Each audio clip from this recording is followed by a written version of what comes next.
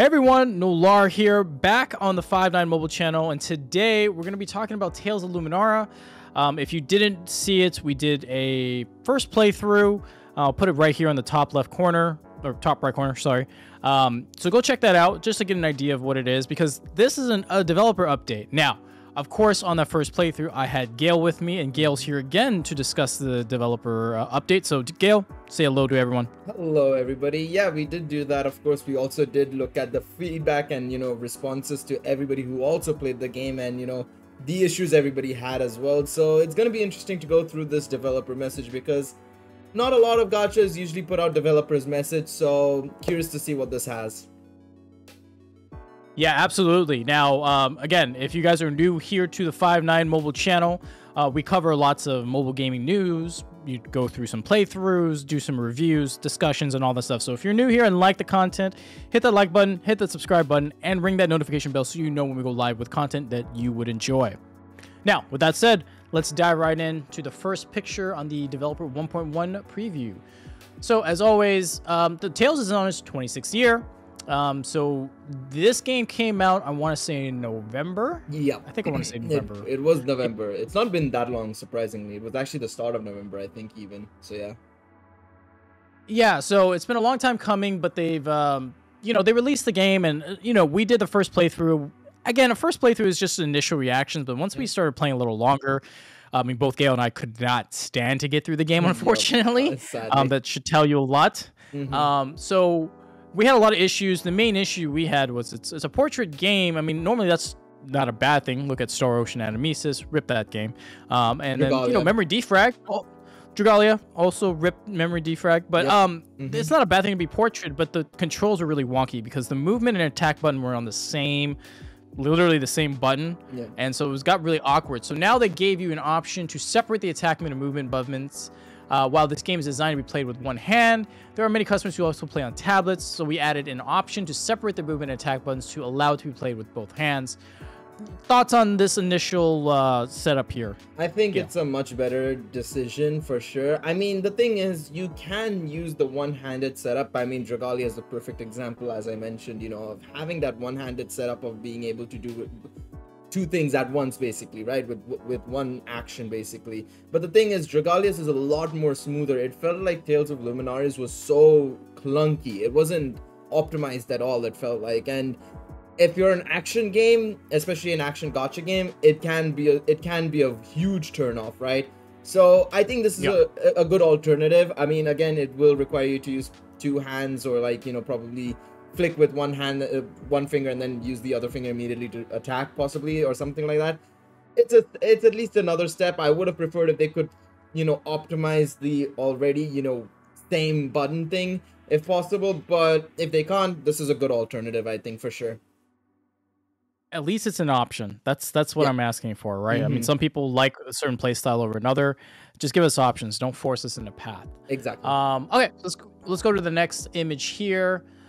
Who will you choose? Your journey begins. Support pack gift campaign. So they're giving away a special ticket that can be exchanged for your favorite characters, 5-star costumes, in addition to a bunch of stuff. Ticket covers 21 characters. So yeah, let me talk about this real quick. So the game requires you to get dupes. And it's a higher rate. If I remember, it was like 4 to 5% for the 5-star. We were getting 5 stars out of the rear, bro. It was so we were getting like 4 or 5 multis where it was just like 4 or 5 stars in one multi. It was ridiculous. Yeah, but the thing is, you can't upgrade the you don't upgrade it with enhancement stones or any materials. You need to pull dupes to upgrade it. Literally. Yeah. So now again, let me just rewind it and say the upgrading stuff for units, upgrading their powers and their gear, it really only pertains to the events and multiplayer. In story mode, if you just really care about the story, and it's got an actually pretty good compelling story, as we said before, the issue is the thing with the story mode is it scales you to whatever they want you to be at. So even if you're super overpowered, those gears don't even affect you. You're going into the story mode the way you're supposed to go in the story mode. So that always kind of tickled my mind, being like, why do I care about the gacha then, right? Yeah, yep, But exactly. they have a very distinct purpose of like the story mode is supposed to be experiential and just go through it as is. The events and all that other stuff, that's the competitive side. That's where you're going to spend the money and the gacha and all that kind of stuff. So here they're just like, hey, we're going to give you something, you know, nice little thing here. So thoughts on how I explained that so far, Gail? Yeah, no, I 100% agree. I mean, that was another big turnoff was realizing that, wait a second, I have no way to level up my gear. I mean, the thing is, the best way they could have probably done it is maybe like, oh, you know, if you get dupes, that uncaps the level, but you still can level up your gear normally, right? I think that would have been the best way to do it. Instead, the whole leveling system is tied to how many dupes you can actually get, which that becomes a huge issue in itself, right? Especially because of the way the gear setup is. It's very much a Sino Alice or one of those sort of games where you have like a grid layout, basically, where you need to fill up. Yep. Grand Blue Fantasy is another example. Yeah. You need to have multiple weapons, armor pieces, and stuff like that to fill out that grid, and as a result you have to keep summoning to be able to max it out.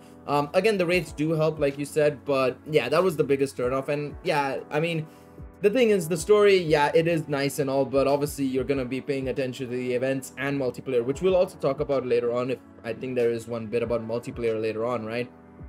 But yep, the one thing I will say is, like, yeah, at that point I was just like, why am I summoning then if the story is kind of just locking me into this power level? So definitely agree with whatever you said there. All right, next point, year-end episode release. We were releasing 2 episodes on December 29th. That means that we have released a total of 18 episodes by the end of the year, and there will only be 3 characters left who have yet to get their first episode.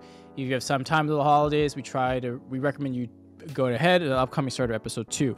So this is where I had this thought of like, okay, this game wasn't supposed to be a gacha. It was supposed to be like a Nintendo Switch game. Like, this is what I thought of, because the story is very integral and they're just releasing it in like DLC packages for you to play. And again, the story itself power like gates you. Like, you can't pull a bunch of the equipment and then like overpower the story like you normally do in other gachas, right? Yep. They want you to experience it. So to me, it felt like a very Switch thing, which is cool. Like, I very much enjoy that, but it doesn't really have a place in the gacha system as we both mentioned. So it's cool. They're supporting the game, so they're adding more stages and more characters to play with. So that's kind of cool.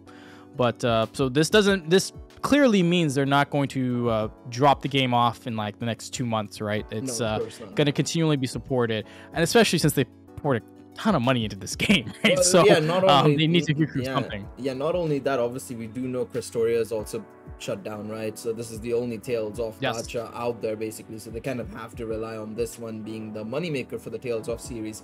No, I 100% agree with you. I think the best way they should have probably done this game, if anything, was if they had to release it on mobile, make it a pay once kind of deal, and then maybe for future episodes, so like, oh yeah, you've got all of episode 1 right here, and it is pretty long. Like, let's be real, we didn't get past like the first episode of one character fully. Like, we were struggling to get through that, and it's like an hour, 2 hours. Yeah, it was a slog. It's a heavy duty thing.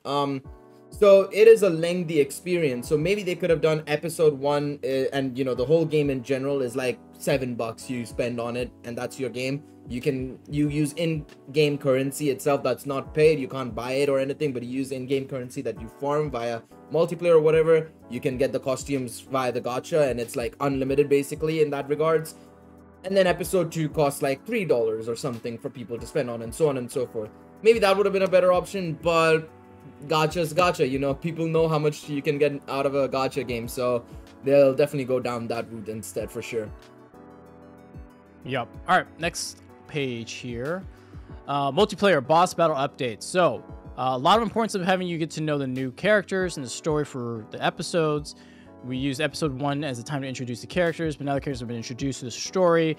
More variety to multiplayer boss battles, and expand the content to allow players to play more with their favorite characters. So specifically from the beginning of the year, in addition to the prizes that are earned through event points we have had up to now, multiplayer boss battles will include rewards that can be earned based on a given character's point rating. The details will be announced later, but we are thinking of setting it up so that you select one of the 3 characters of a given weapon type at the start of the event and accumulate event points for that character. You can also play with a different character, but it will not be contributing to the ranking. So what it seems like to me is they're letting you choose your favorite or your best character to help you grind through the event, right? And that's fair, I guess. I mean, I didn't really touch a ton of the multiplayer. I just knew that's where the power of the gacha was really factored in. So if you have a very powerful, like, again, if you pull tons of dupes of only one character, but you're not allowed to really gain benefit from using that character in like a specific event, like they're not power boosted or whatever, then it feels kind of bad, man, you know?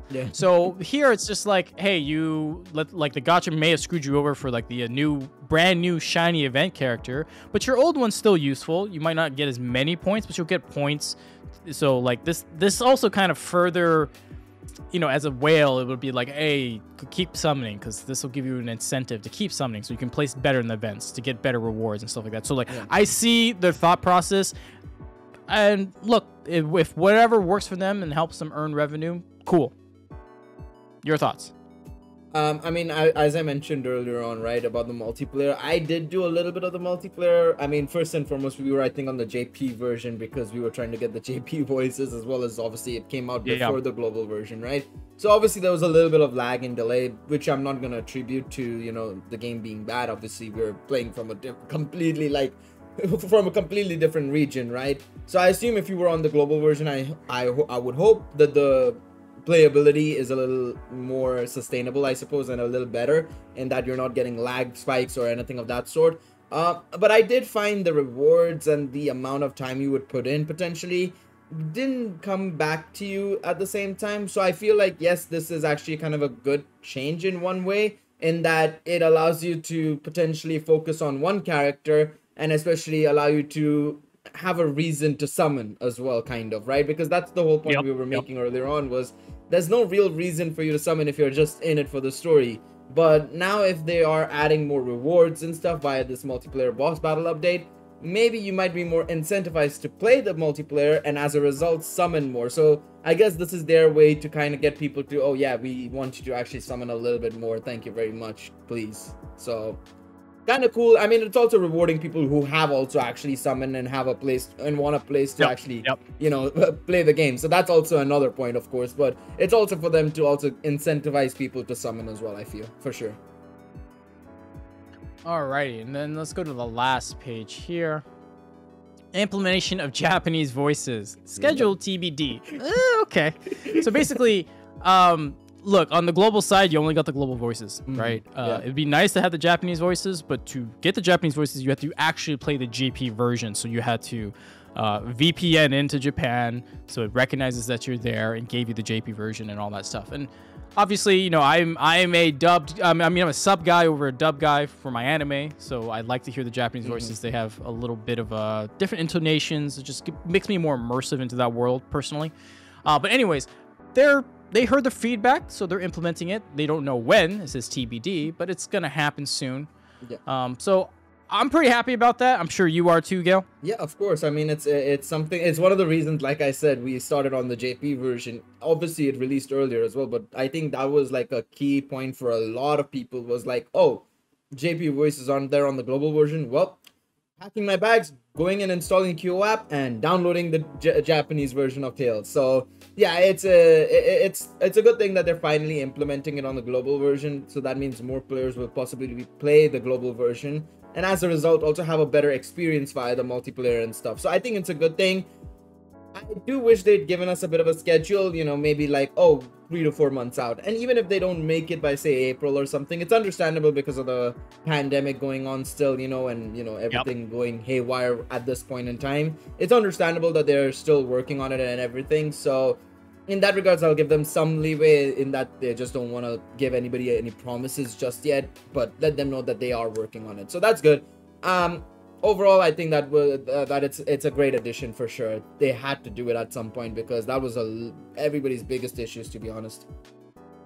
Yeah, I mean, again, for such a franchise like Tales of, it's just like, why?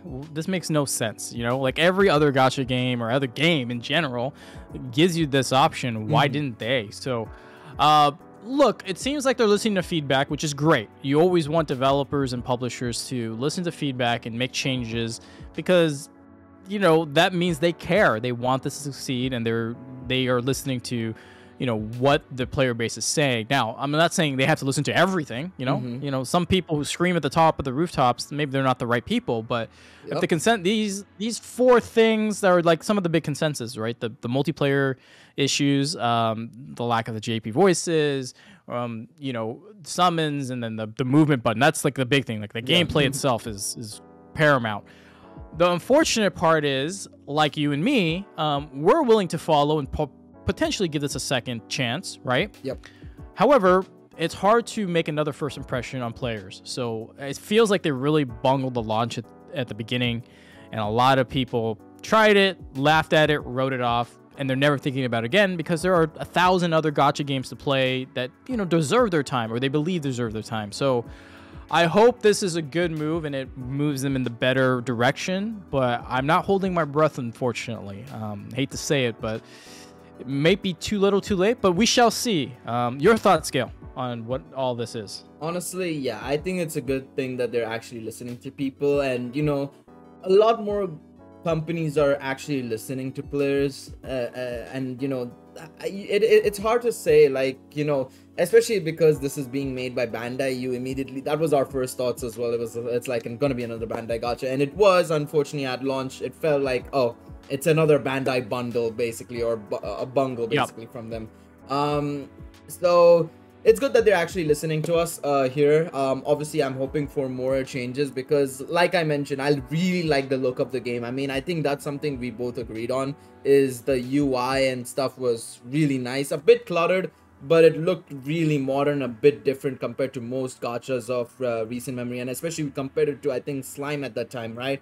Which is another gacha that's absolutely fumbled the bag effectively, right? So at least we are seeing some changes here compared to Slime and stuff, which is good. It's a good step in the right direction. I'm looking forward to seeing where they go, but like you said, super hard to get people back in, and especially, you know, I've been speaking to some Tales of fans as well, some people who are in my own personal Discord, and they are also they just wrote it off. They saw the game and they were like, yeah, that's not for me, I'm good, kind of thing, which is kind of disappointing if you can't even get the core fans to, you know, possibly hop on your game, right? That's a big L in my opinion. So hopefully, you know, with these changes and, you know, further you know, listening to the fans a little bit more, it'll be good. But don't listen to the fans too much, because I mean, there's been so much evidence of gachas being misled by their own fans. Pokemon Masters was a perfect example, I feel, at one point. So yeah, hopefully they don't listen too much, but they listen enough is the best way to put it. Yeah, they got to be able to discern it, and we'll see if they're able to discern the strong majority over the vocal minority, right? So let's see what they can do there. So with that said, guys, we're covering Tales of Lumanaria. There's some hope, maybe. We'll see. Maybe Gail and I will get back on it. We'll see how the new year turns out for us. So with that said, you give us your comments down below, your thoughts on everything here. Do they have a second chance? Will they make a comeback? Maybe it's too little too late. So with that said, guys, if you're new here, again, subscribe, hit that like button, share it with your friends, share it with your mama. It helps us out. Everything does. And with that said, happy holidays on behalf of myself and Gail. We'll see you in the next one. We're out.